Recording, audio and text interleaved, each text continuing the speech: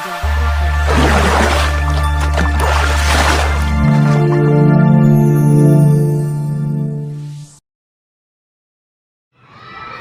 Halo teman-teman, sobat KC Eksis FEB UNESA. Sudah lama tidak berjumpa. Di kesempatan kali ini aku akan membuat sebuah video lagi di channel YouTube KC Eksis FEB UNESA. Sebelumnya, mengapa di channel KC ini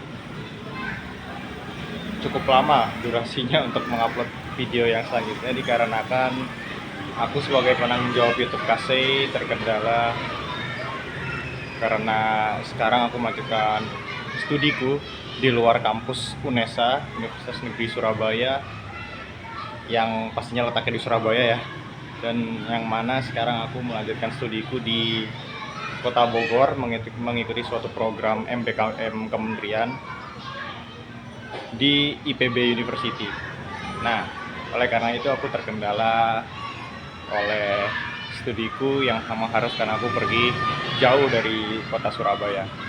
Nah, jadi di video kali ini aku ingin jadi kalau biasanya aku ngebuat suatu podcast bersama narasumber di setiap divisi KC, karena sekarang aku berhalangan, jadi di video ini aku akan membuat video atau nge-share tips dan triks aku, karena aku istilahnya juga kayak istilah merantau lagi lah ya, dari Surabaya ke Kota Bogor, mengenai penggunaan keuangan di dalam ekonomi Islam. Nah, jadi mengapa aku mengangkat tema untuk membahas mengatur keuangan dalam ekonomi Islam? Karena setiap harinya tentunya kita pasti akan melakukan transaksi keuangan dimanapun dan kapanpun itu ya, kalau menurutku, karena perputaran uang itu pasti tiada hentinya dalam satu hari atau dalam 24 jam ini. Jadi selanjutnya, apa saja sih hal-hal yang harus diprioritaskan dalam penggunaan atau pengalokasian keuangan yang kita punya? Ada 4 hal yang menurutku hal yang harus dikelola, atau 4 hal prioritas dalam mengatur atau mengalokasikan keuangan kita. Yang pertama itu adalah membayar hutang dengan sesegera mungkin. Karena di dalam Islam sendiri ya, hutang merupakan suatu hal atau kewajiban yang harus kita bayarkan atas harta yang telah kita pinjam dari pihak atau orang lain. Dan dalam hal ini, hutang merupakan hal yang sangat wajib harus kita bayar dikala kita sudah mampu ya untuk membayarnya. Yang mana yang kita tahu juga, hutang merupakan hal yang rumit ya. Rumit karena hutang itu dibawa hingga hari penghakiman atau hari setelah kita mati dan berada di akhirat, yang mana hutang itu pasti akan selalu dibawa. Selain itu pun, hutang juga jika tidak dibayarkan ya, dapat menimbulkan konflik ya, konflik konflik di antara teman, bahkan keluarga, yang mana hal tersebut akan memecah tali silaturahmi ataupun komunikasi di antara keduanya. Lalu yang kedua menurutku adalah bersedekah. Mengapa bersedekah? Bersedekah merupakan harta yang kita sisihkan untuk kita berikan kepada pihak ataupun orang yang lebih membutuhkan. Tidak ada ketentuan khusus di dalam hal sedekah ini. Jadi sedekah ini bisa kalian lakukan dimanapun dan kapanpun dan pada siapapun, yang mana hal tersebut pastinya akan timbul dari hati nurani kalian. Seperti kalian ada di lampu merah dan melihat pengemis, kalian menyisihkan uang 2000 atau mungkin 500 perak untuk diberikan kepada orang-orang tersebut. Ataupun juga dalam bersedekah ini, yang sangat familiar di antara kaum muslim juga.